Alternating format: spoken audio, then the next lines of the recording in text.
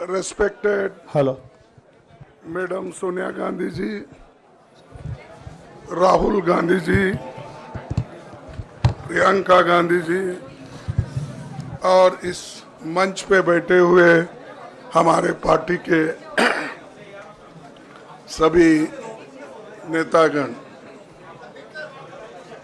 आज जो देश में चुनाव के रिजल्ट आए हैं, ये मैं तो पहले कहूँगा, ये जो रिजल्ट है जनता की रिजल्ट है और ये जनता की जीत है और लोकतंत्र की जीत है। हम पहले से यही कह रहे थे कि ये लड़ाई हमारी मोदी वर्सेस जनता है, लोग हैं। तो 18वीं लोकसभा के चुनाव में हम विनम्रता से जनमत को स्वीकार करते हैं। इस बार जनता ने किसी एक दल को पूर्ण बहुमत नहीं दिया, खासकर सत्ताधारी दल भाजपा ने एक व्यक्ति एक चेहरे के नाम पर वोट मांगा। अब ये स्पष्ट हो गया है कि ये मैंडेट मोदी जी के खिलाफ गया है। ये उनकी राजनीतिक और नैतिक हार है।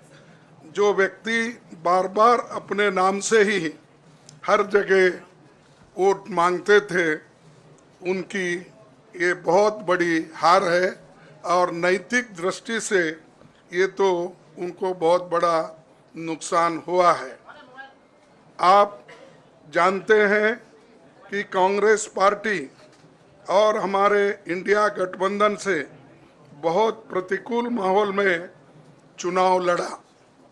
सरकारी मशीनरी ने कदम कदम पर अवरोध डाला। बैंक खाते सीज करने से लेकर तमाम नेताओं के खिलाफ अभियान चलाया। फिर भी शुरू से आखिर तक कांग्रेस पार्टी का कैंपेन सकारात्मक था, पॉजिटिव था। हमने महंगाई, बेरोजगारी, किसानों और मजदूरों की बदहाली और संविधान संस्थाओं का दुरुपयोग जैसे विषयों को केंद्रीय मुद्दा बनाकर हम जनता के सामने गए थे। इन मुद्दों पर बड़ी संख्या में लोग हमसे जुड़े, हमारा समर्थन किया। प्रधानमंत्री ने जिस तरह का कैंपेन किया वो इतिहास में लंबे समय तक याद रखा जाएगा। कांग्रेस के घोषणा पत्र के बारे में मोदी जी ने जो झूठ फैलाया, जनता ने उसे समझ लिया।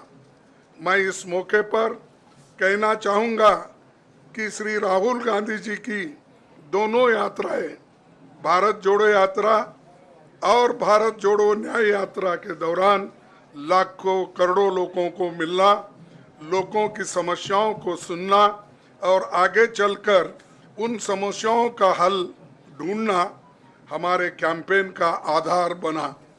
हमने इसी को 5 न्याय और 25 गारंटी का नाम दिया और इसी के आधार पर हमने गारंटी कार्ड बनाया। हमारे कार्यकर्ता उसे लेकर घर घर पहुंचे और लोगों को संपर्क करें। इसके अलावा जो एक महत्वपूर्ण बात है वो भाजपा नेतृत्व की अहंकार की वजह से हुई। उन्होंने धीरे धीरे सारे संवैधानिक संस्थाओं के ऊपर गैर कानूनी तरीके से कब्जा करने की कोशिश की। फिर इनका उपयोग विरोधी दल के खिलाफ करने लगे। जो दब गया उसे दबा के अपने तरफ लिया, जो नहीं दबे उसकी पार्टी को तोड़ दिया, नहीं तो फिर जेल में डाल दिया। लोगों को ये विश्वास हो गया था कि मोदी जी को एक मौका और मिला तो अगला हमला संविधान पर सीधा होगा और लोकतंत्र पर होगा। इसीलिए लोगों को इसके प्रमाण नए संसद सत्र के साथ ही दिखेंगे। खुशी इस बात की है कि भाजपा इस षड्यंत्र में अब सफल नहीं हो पाएगी। मैं इस अवसर पर सीपीपी चेयरपर्सन श्रीमती सोनिया गांधी जी, हमारे लोकप्रिय नेता राहुल गांधी जी, प्रियंका गांधी जी का विशेष मैं धन्यवाद करना चाहता हूं। और इन्होंने दिन रात बराबरी से पूरे देश में कैंपेन किया और हमें एक मजबूत स्थिति में पहुंचाने के लिए भारी मदद इन्होंने की। और मैं ये कहूँगा कि इनके वजह से हमको बहुत बड़ा प्रोत्साहन देश में मिला और आज ये स्थिति जो बनी है उनके वजह से बनी। और हमारे करोड़ों कार्यकर्ता जो है देश में, उन्होंने भी हमारा साथ दिया। इसीलिए मैं बहुत बहुत उनको धन्यवाद देता हूं। आखिर मैं इंडिया गठबंधन के अपने सभी साथियों और शुभचिंतकों का धन्यवाद करता हूं। सभी एक साथ मिलकर एक स्वर में रहे, सभी ने मिलकर प्रचार किया और एक दूसरे की मदद की। हमारे हजारों लाखों कार्यकर्ताओं ने अच्छे तालमेल के साथ काम किया। आप सभी का धन्यवाद। अभी हमारी लड़ाई अंजाम तक नहीं पहुंची है।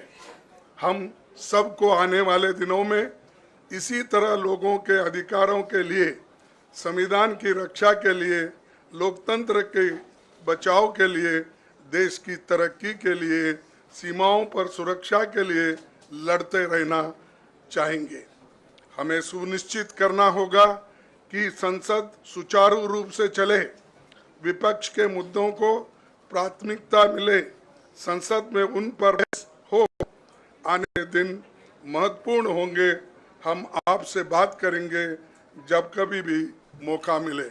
आप सभी को मेरा धन्यवाद। और आपका साथ भी हमको रहा और हमने चुनाव में भी जहाँ जहाँ हमको जितना हो सकता है वो साथ आपने दिया। इसलिए आप सभी को भी मैं धन्यवाद करता हूँ और सभी को नमस्कार।